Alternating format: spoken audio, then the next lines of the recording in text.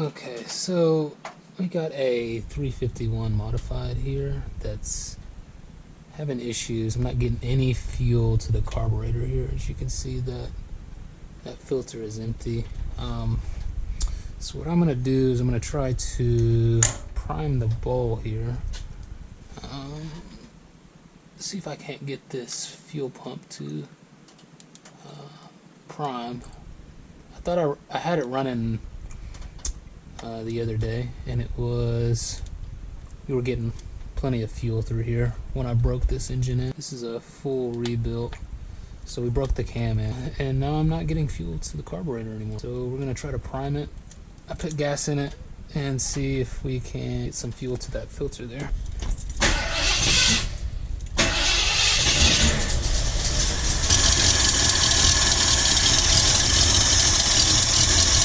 Still no gas there.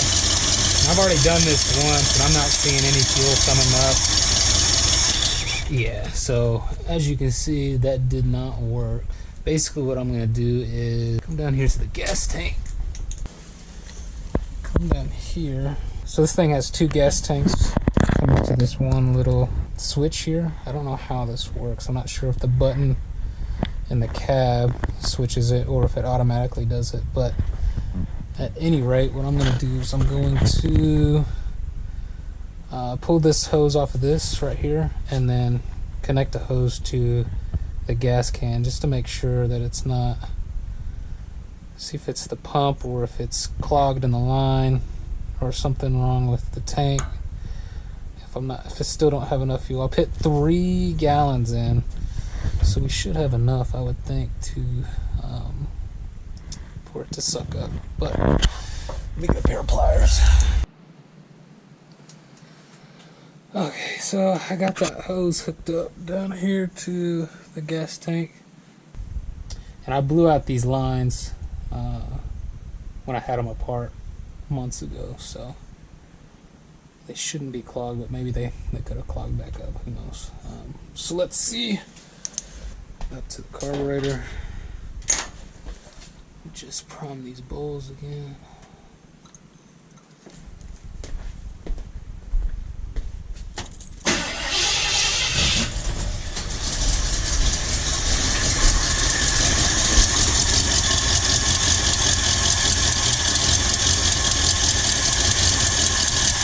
Yeah.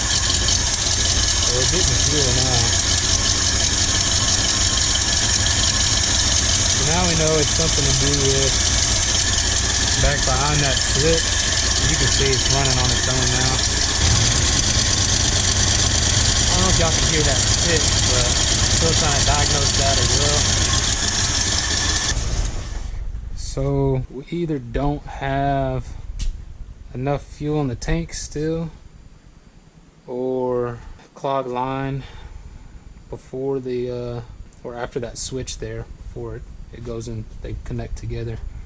So I just had to dive deeper into that and see where we're at. Got the 2 hoses replaced. I got this one and that one up top up there. Flash that's right. I didn't do the bottom one yet, but that one goes to the back tank, which doesn't have any fuel in it. I'll do that one next. Let's go see if that was enough.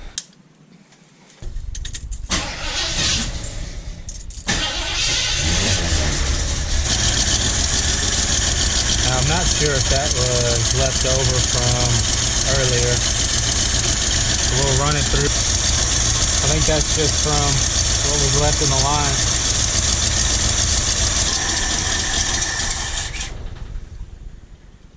So it looks like there still might be an issue. I'm thinking maybe that fuel selector switch, or I just still don't have enough gas in the tank. I don't know.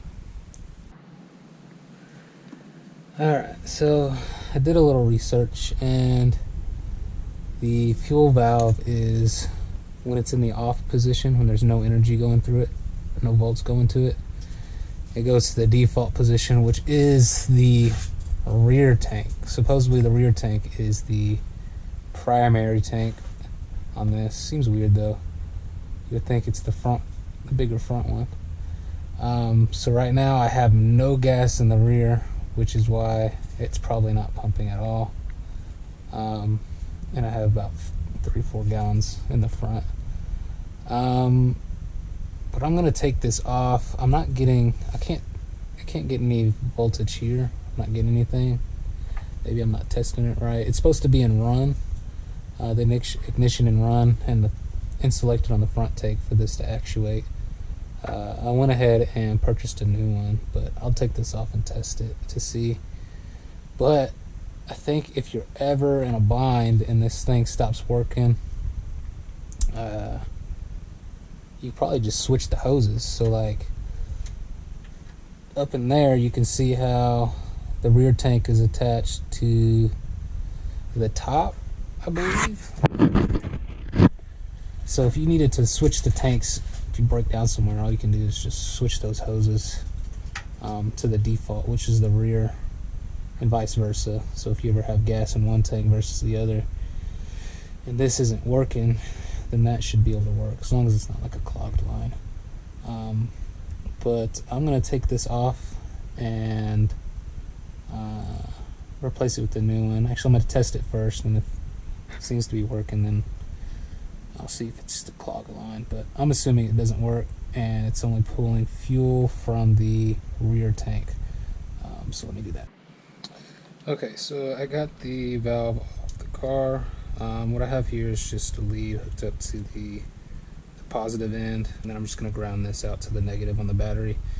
And then we should hear a click if this is working right. If not, then we know it is dead, so let's listen.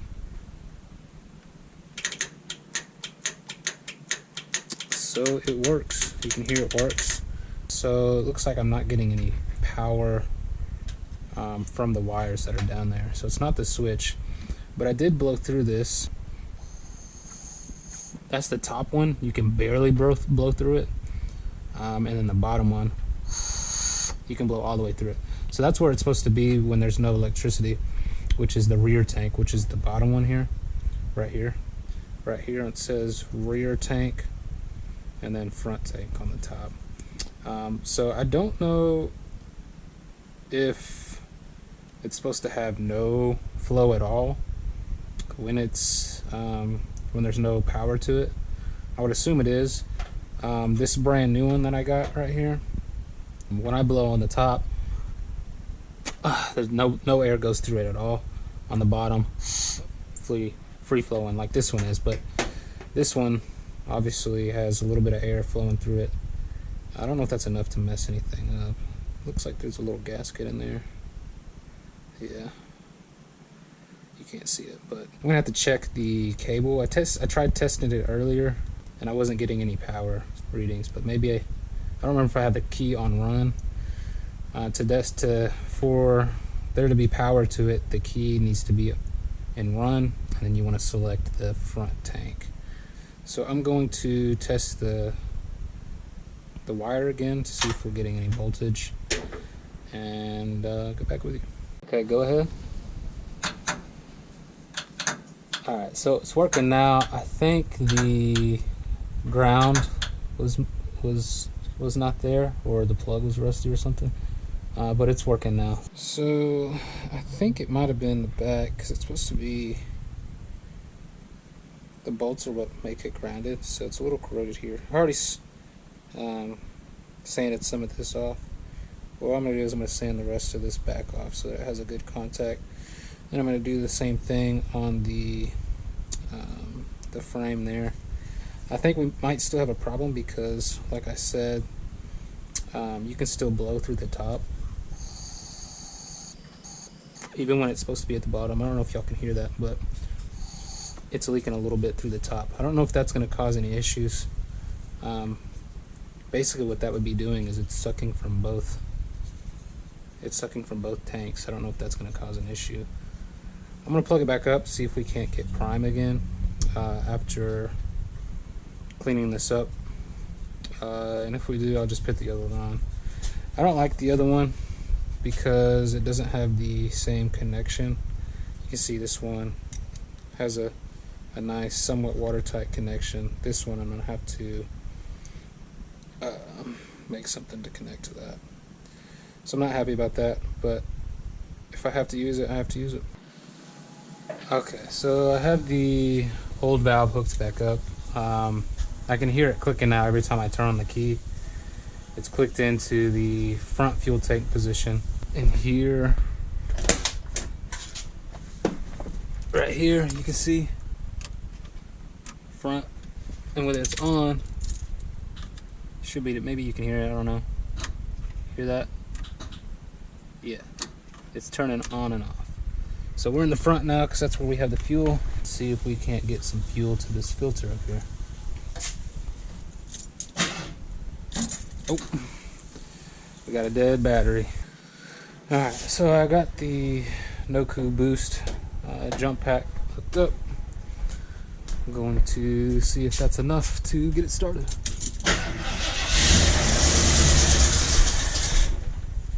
And it was enough.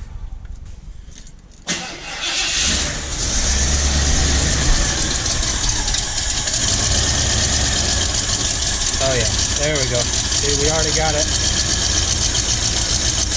in the filter there.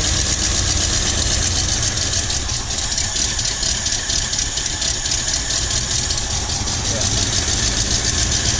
It's running on its own now, but y'all can see that.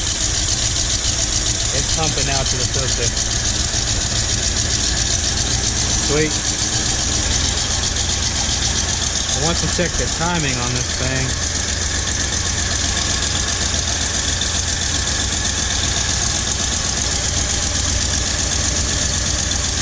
We're at about 3 degrees. And it's supposed to be at 8 here. So there we go. We got it fixed. It seems like it was just a bad ground at the valve selector. If you take those off, just clean the back of the valve selector and the frame of the truck, where the back of it goes. If that doesn't work, if that doesn't fix it, do that test, that bench test. Put 12 volts to it. See if it clicks. If it clicks, it's working. I'm not sure if it's going to work with the top one leaking a little bit. So if I'm trying to use the rear tank, I don't know if that's going to work yet because I don't have gas in it. But I'll test that someday. For now, I'm just going to keep using the front tank. If that still doesn't fix it after you bench test it and you replace it, or if you bench test it and you find that it's still working, then you need to check your wiring. And just get you one of these manuals. These Ford Broncos 1980s. This is an old one, but in the back it tells you the wiring. Already went through it there. Check the fuse first, obviously, but there's also a ground somewhere in there. I think there's like 4 wires coming off of the selector itself, the one that's in the truck, the switch. Let me see here. Yeah, so here, I'm not sure how well y'all can see that, but we have a yellow white wire coming off of it, a dark blue and yellow stripe, yellow light blue stripe, and a brown and white. That brown and white goes to the solenoid, which is down there. You saw that hooked up to it. So that's power, obviously. If you go out and get you one of these manuals, you can see. I would check the fuses, then the ground. So yeah, there's that. I plan on doing some more videos on this. I keep looking around on YouTube for 1980s F-150s, and there's not many.